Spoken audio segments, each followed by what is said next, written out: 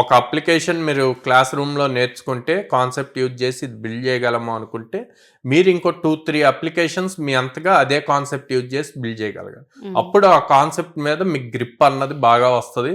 అప్పుడు ఎలాంటి లాజిక్నైనా సాల్వ్ చేయగలుగుతారు కోడింగ్తో.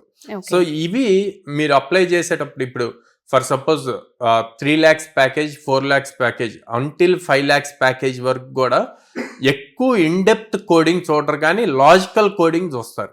ఇచ్చిన కాన్సెప్ట్ ని లాజికల్ గా ఎలా సాల్వ్ చేయగలుగుతారు, ఏ టైప్ ఆఫ్ కాన్సెప్ట్స్ అప్లై చేస్తారు అన్నది చూస్తారు.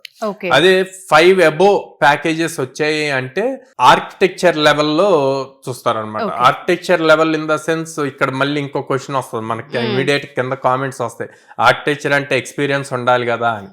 ఎక్స్పీరియన్స్ ఉండాల్సిన అవసరం లేదు. ఆర్కిటెక్చర్ లెవెల్ అంటే నీకు అసలు నువ్వు చేసే ప్రాజెక్ట్ని ఎలా స్కేలబుల్ చేయొచ్చు అన్న ఒక క్లారిటీ ఉండాలి.